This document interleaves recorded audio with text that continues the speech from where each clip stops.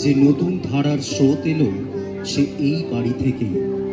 এই মহা বটবৃক্ষের মূল বেশ কয়েকটি প্রজন্ম আগে থেকেই প্রথিত হয়েছিল, কিন্তু তা সম্পূর্ণ হয়ে ওঠা বিশ্বের দরবারে তার একেবারে রাজকীয় মহিমায় আত্মপ্রকাশ ঘটেছিল রবীন্দ্রনাথের হাত থেকে।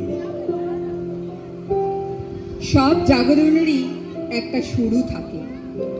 জীবন স্মৃতিতে আমরা পাই গুরুমশাইয়ের কাছে যখন আমরা কল অকল ফল অফল প্রভৃতি বানানের তুফান কাটাইয়া কুল পাইয়াছি, সেই দিন পড়িলাম জল পরে পাতা নাড়ি।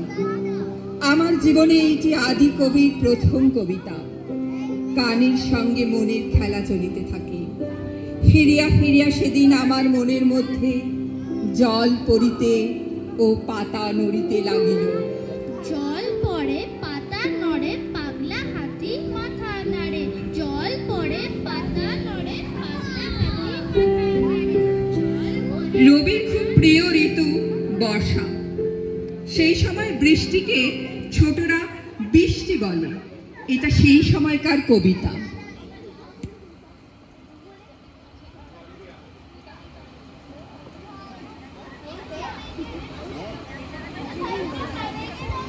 দিনের আলো নিবে এলো, সূর্য ডোবে ডোবে, আকাশ ঘিরে মেঘ জুটেছে চাঁদের লোভে লোভে। মেঘের ওপর মেঘ করেছে রঙের ওপর রং, মন্দিরেতে কাঁসর ঘন্টা বাজলো ঢং ঢং।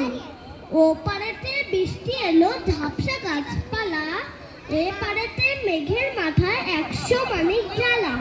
বাদলা হাওয়ায় মনে পড়ে ছেলেবেলার গান, বৃষ্টি পড়ে টাপুর টুপুর নদে এলো বান।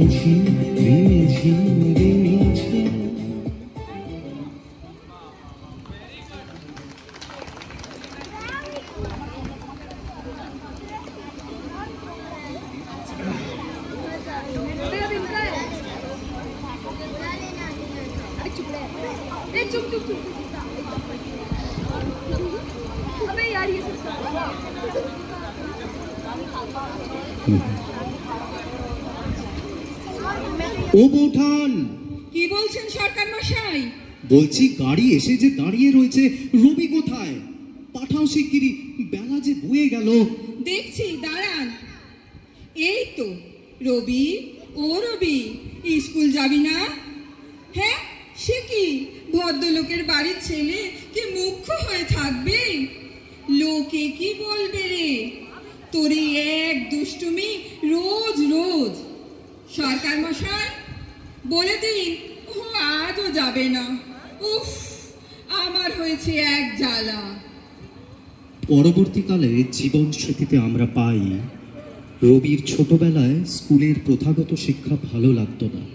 তিনি লিখেছেন, কেন দুপুরে খটখটে রোদের মধ্যে আমাদের টুইঙ্কেল টুইঙ্কেল লিটল স্টার পড়তে হবে?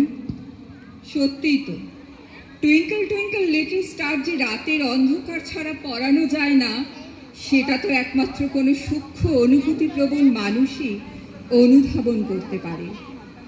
আসলে এটি তার শৈশবের গল্প, যিনি বড় হয়ে নিজেই এক নক্ষত্র সম, বাংলার সংস্কৃতির আকাশে এক দিক নির্দেশক ধ্রুবতারা।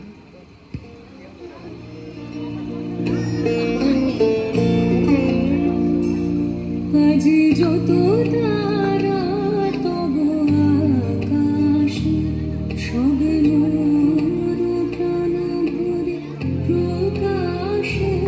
আজ যত তারা তব আকাশে, সবে মোর প্রাণ ভরে প্রকাশে। আজ যত তারা তব আকাশে।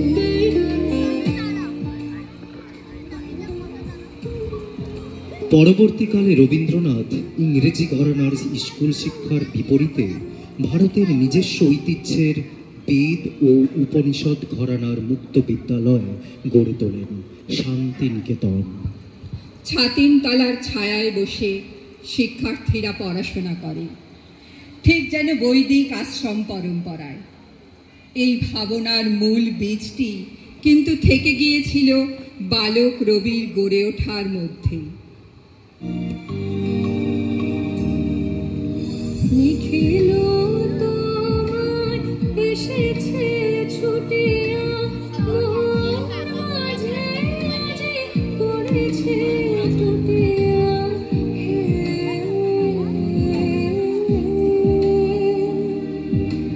নিখিল তোমার এসেছে ছুটিয়া, মোর মাঝে মাঝে পড়েছে টুটিয়া।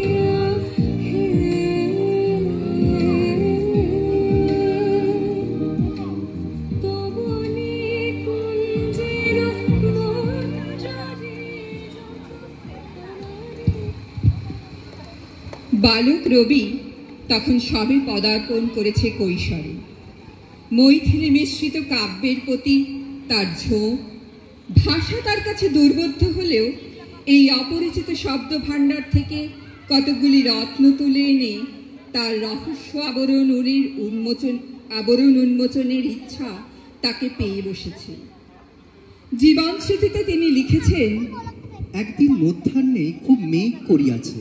সেই মেঘলা দিনের ছায়াময় অবসরের আনন্দে বাড়ির ভেতরে এক ঘরের খাটের ওপর উপুর হইয়া পড়িয়া একটা স্লেট লইয়া লিখিলাম, গহন কুসুম কুঞ্জ মাঝে। লিখিয়া ভারী খুশি হইলাম এবং এমন একজনকে শোনাইলাম। সে গম্ভীর হইয়া বলিল, বেশ তো, এ তো বেশ হয়েছে।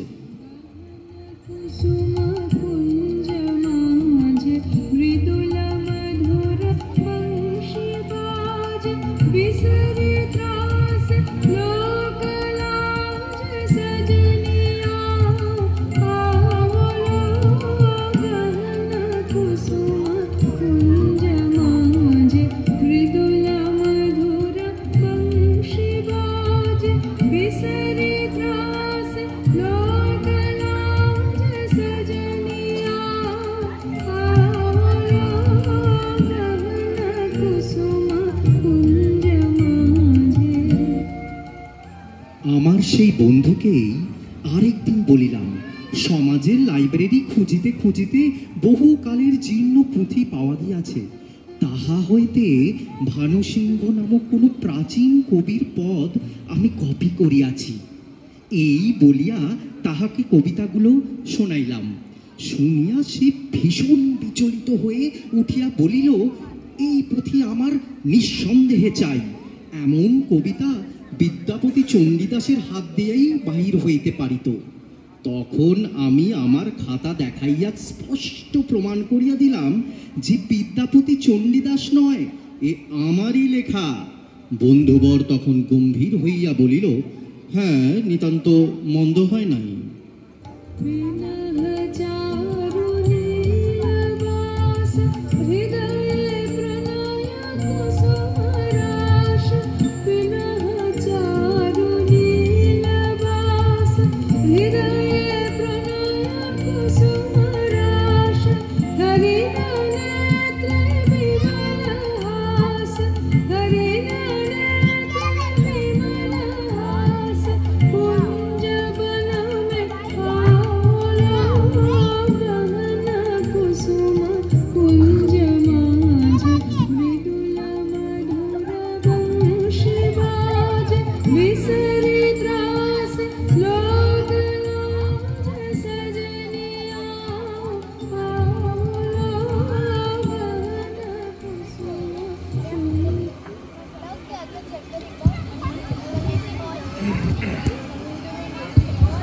এক বিপুলায়তন জীবনের কথা, যেখানে বেদনা বিষণ্ণতা প্রগাঢ় হয়।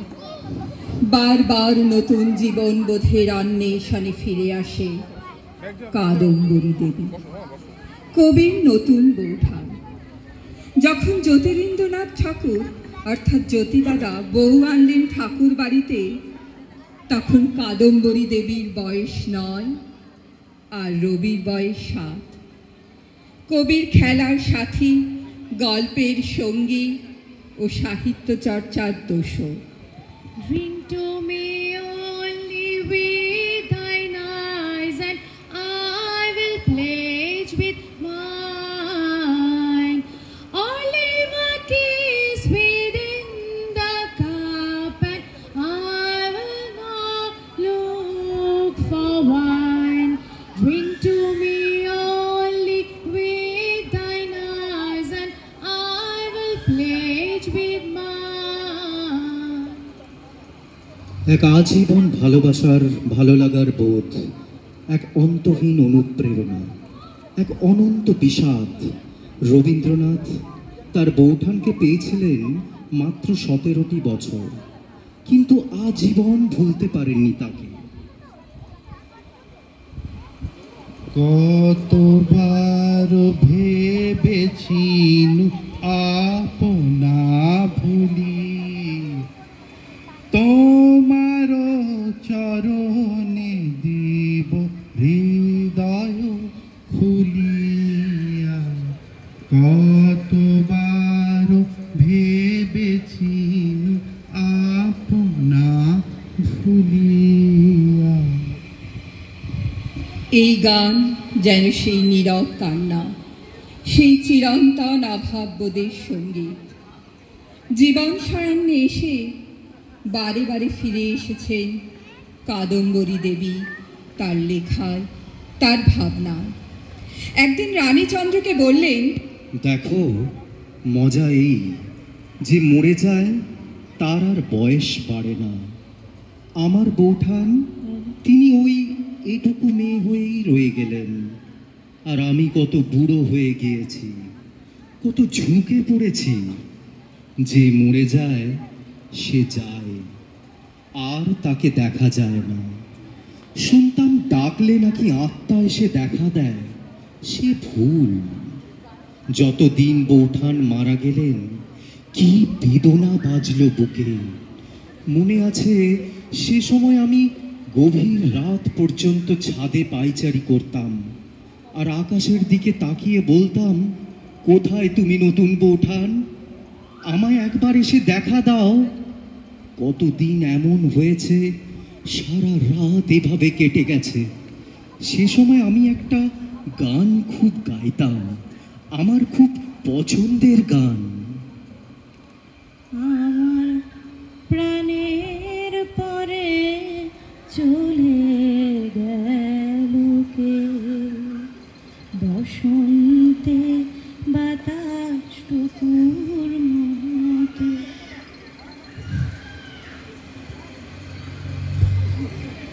কাদম্বরীর মৃত্যু, বিচ্ছেদ ও বেদনা যখন রবীন্দ্রনাথকে প্রায় অবশ করে দেয়, তখন সেই সংবাদ পৌঁছায় পিতা দেবেন্দ্রনাথ ঠাকুরের কাছে, যিনি তখন হিমালয় ভ্রমণে। সত্তর ফিরেই তিনি রবীন্দ্রনাথকে নিয়োজিত করেন জমিদারির কাজে। আর এই উপলক্ষে কবির অনেকটা সময় কাটে বাংলাদেশের শিলাইদহে। এ সময় নতুন জল, হাওয়া মাটিতে গিয়ে পড়ে, এক জোয়ার এসেছিল রবীন্দ্রনাথের সৃজনশীলতায়। এখানে নদীর ওপর একটি বজরায় কবি অনেক সময় অতিবাহিত করতেন, দেখতেন গ্রাম বাংলাকে খুব কাছ থেকে। কত কবিতা, কত গান, প্রবন্ধ, গল্প তিনি লিখেছেন। এই সময় বলতেন, ইন্দ্রের যেমন ঐরাবত, আমার তেমন পদ্মাবত। রবীন্দ্রনাথের যৌবনের অনেক সেরা সৃষ্টি এই গ্রাম বাংলার আবহকে তার বুকে বহন করে চলেছে আজও। ঘন মেঘে আধার হলো দেখে, ডাকতে ছিল শ্যামল দুটি গাই। শ্যামা মেয়ে ব্যস্ত ব্যাকুল পদে কুটির হতে ত্রস্ত এলো তাই, আকাশ পানে হানি যুগল ভুরু, শুনিলে বারেক মেঘের গুরু গুরু। কালো তা সে যতই কালো হোক, দেখেছি তার কালো হরিণ চোখ। কৃষ্ণকলি আমি তারেই বলি, পূবে বাতাস এলো হঠাৎ ধেয়ে, ধানের খেতে খেলিয়ে গেল ঢেউ। আলের ধারে দাঁড়িয়েছিলেন একা, মাঠের মাঝে আর ছিল না কেউ। আমার পানে দেখলে কি নাচে আমি জানি, আর জানে সেই মেয়ে। কালো তা সে যতই কালো হোক, দেখেছি তার কালো হরিণ চোখ। কৃষ্ণকলি আমি তারেই বলি, এমনি করে কালো কাজল মেঘ জ্যৈষ্ঠ মাসে আসে শান কোণে। এমনি করে কালো কোমল ছায়া আষাঢ় মাসে নামে তমাল বনে। এমনি করে শ্রাবণ রজনীতে হঠাৎ খুশি ঘনিয়ে আসে চিতে। এমনি করে শ্রাবণ রজনীতে হঠাৎ খুশি ঘনিয়ে আসে চিতে। কালো তা সে যতই কালো হোক, দেখেছি তার কালো হরিণ চোখ। কৃষ্ণকলি আমি তারেই বলি, আর যা বলে বলুক অন্য লোক। দেখেছিলেম ময়না পাড়ার মাঠে, ও কালো মেয়ে কালো হরিণ চোখ। মাথার পরে নেয়নি তুলে বাস, লজ্জা পাবার পায়নি অবকাশ। কালো তা সে যতই কালো হোক, দেখেছি তার কালো হরিণ চোখ। কৃষ্ণকলি আমি তারেই বলি। শেষ হলো রবিবেলা। সকলকে অসংখ্য ধন্যবাদ। এই যে আপনারা স্ক্রিপ্টটা দেখলেন, এটার পরিচালনা সৌরভ। সৌরভের জন্য একটা বড় করে হাততালি। এই যে রাত্রি 10:30টায় পিএসএ এত বড় অডিয়েন্স, পারফর্মাররা তো অবশ্যই প্রশংসার যোগ্য। এটা লেখা, পরিচালনা, এই যে সবাইকে একসাথে বেঁধে মাত্র 4 দিনের একটা এত সুন্দর স্ক্রিপ্ট, এটার জন্য সৌরভের একটা অনেক বড় হাততালি।